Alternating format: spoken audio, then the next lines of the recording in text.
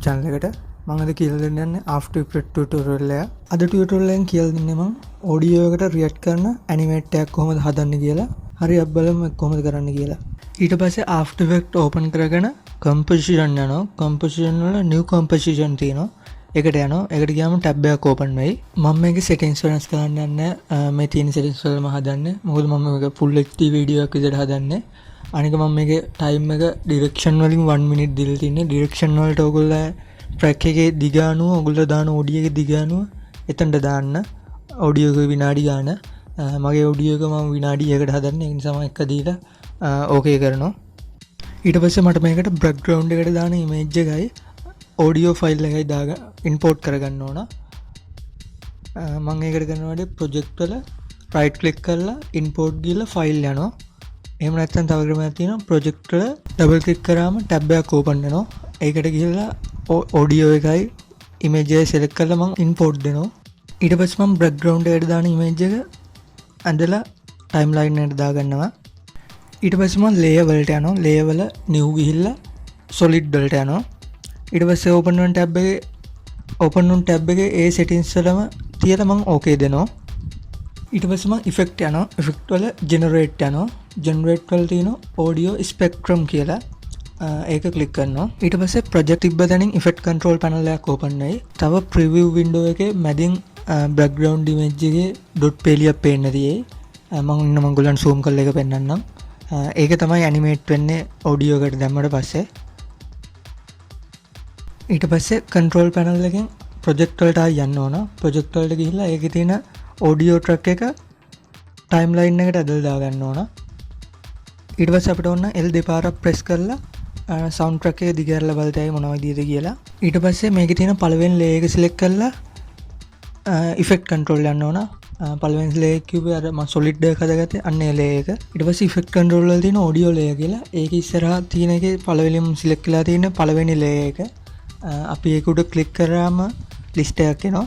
ඒකේ තියෙන layer ඔක්කොම ටික ඒකේ අපි දාගත්ත audio layer එක click කරන්න. ඊට පස්සේ මම උගලන්ට පෙන්නන්න zoom කරලා background image එකේ තිබ්බ dot pale sound track එක එහාට මෙහාට ගෙනියනකොට ඒක animate වෙන හැටි.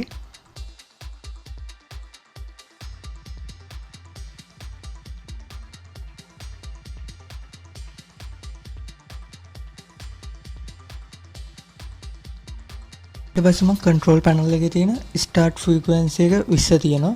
end frequency එක 2000 තියෙනවා. ඊට පස්සේ frequency band කියන එක මම 593ට ගේනවා. ඔහොම මම මේකේ settings ඒ ටික හදා ගන්නවා.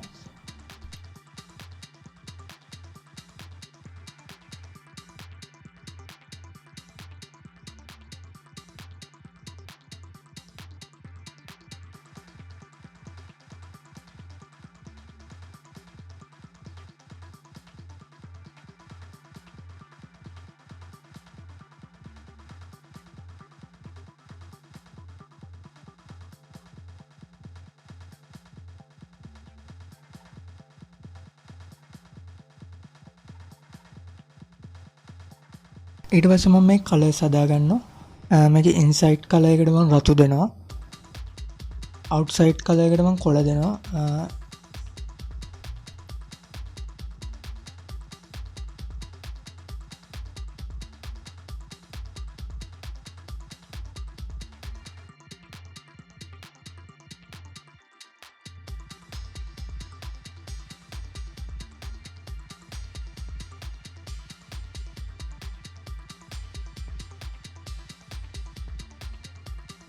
ඊට පස්සේ මම මේකේ තියෙන hue interpolation එකේ රවුමක් තියෙනවා. ඒකේ තියෙන ඉර එහාට මෙහාට ගෙනියම් මේකේ colors mix වෙන එක වෙන්නේ. ඔයගොල්ලෝ මේක කරලා බලන්න ඕන. මේකේ settings හදාගෙන මේක වෙනස් කරන එක ඉච්චර ලොකු දෙයක් නෙවෙයි. මට මේ දාපු colors match වෙන නිසා මම ආයි මේකේ colors වෙනස් කරනවා.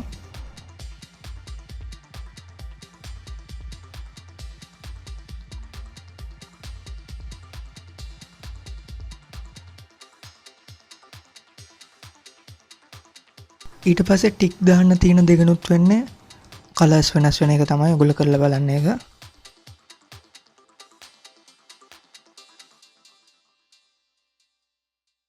අපි මේ කලර්ස් හදාගත්තට පස්සේ මේකේ තියෙනවා ඩිස්ප්ලේ ඔප්ෂන් කියලා.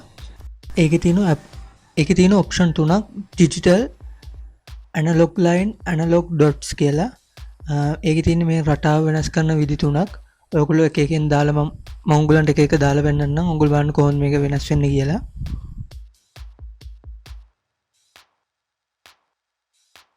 ඊට පස්සේ තියෙන සයිඩ් ඔප්ෂන්. ඒකෙත්තර උඩගේ වගේම තුනක් තියෙනවා. පළවෙනි එක සයිඩ් A කියන එක. ඒක දැම්මම ලයින් එකෙන් උඩ ටික ඇනිමේට් වෙනවා.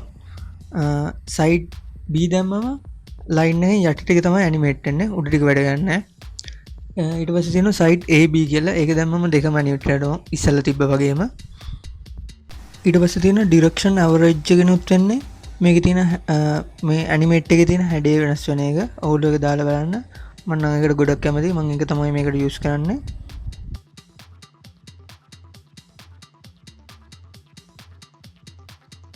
අපිට මේක ඕනම හැඩයකට ඇනිමේට් කරන්න පුළුවන්. මම පෙන් ටූල් එක අරගෙන පාත් එකක් ඇදලා පෙන්නන්නම්. ඒ පාත් එකට දාලා මේක ඇනිමේට් වෙන්නේ කොහොමද කියලා.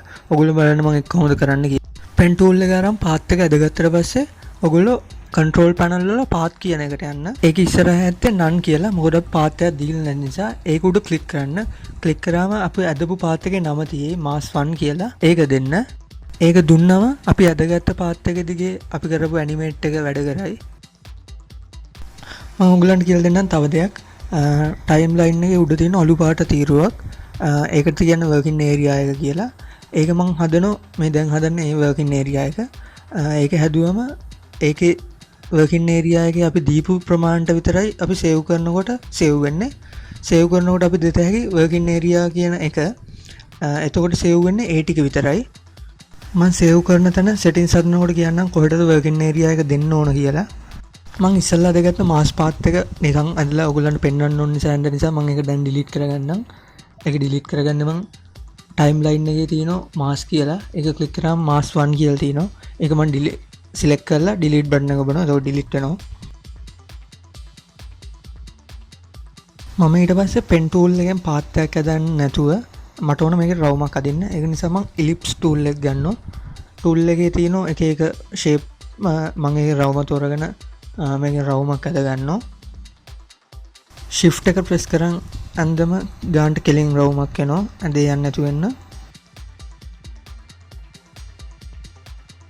මෙහෙම රවුම ඇදගත්තට පස්සේ මම control panel වල path වලට යනවා. ඒක ඉස්සෙල්ලා වගේම ඉස්සරහ නන් තියෙන්නේ. මම ඒකේ select කරලා mask 1 කියන එක දෙනවා ඉස්සෙල්ලා වගේම.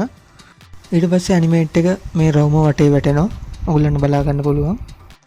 ඊට පස්සේ මම මේ රවුම size එක ටිකක් ආයෙ හදා ගන්නවා.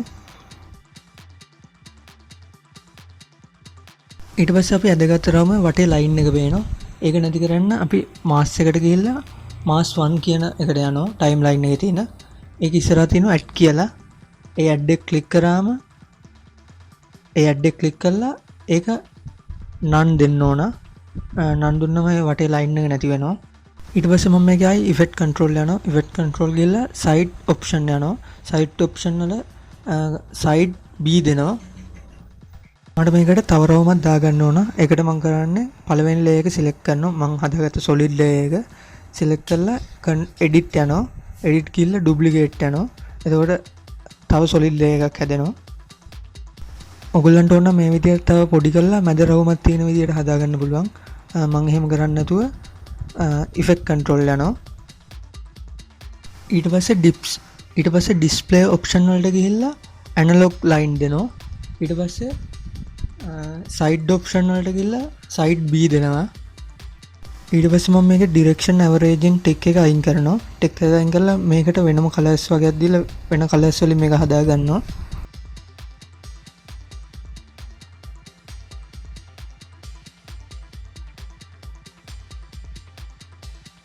හරි අපේ animation එක හදාගෙන ඉවරයි. මම මේක export කරන හැටි ඔයගොල්ලන්ට කියලා දෙන්නම් දැන්. ඔගොල්ලෝ මුලින්ම ෆයිල් යන්න. ෆයිල් ගිහලා export යන්න. export වලදී add to rendering queue කියලා ඒකට යන්න. ඒකට ගියාම යට timeline එක වෙනස් වෙයි. timeline එකේ මුලින්ම තියෙනවා rendering settings කියලා. ඒක ඉස්සරහා තියෙනවා best settings කියලා. ඒක click කරන්න. එතකොට tab එකක් open වෙයි. මේ tab එකේ settings මගේ තියෙන settings විදිහටම තියාගන්න. ඒකේ අන්තිමට ඇති time span කියලා. ඒකට තමයි work area only කියලා දෙන්න ඕන. අර ඉස්සරලා මම ඕගොල්ලන්ට කිව්ව මතක ඇති work area එකක් දෙන්න ඕන කියලා. අන්න ඒක දෙන්න ඕන මෙතනට තමයි. ඊට පස්සේ okay දෙන්න.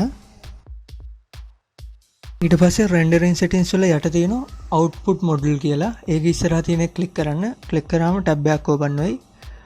මේ settings එක තියලා okay දෙන්න. ඊට පස්සේ ඇති output 2 කියලා.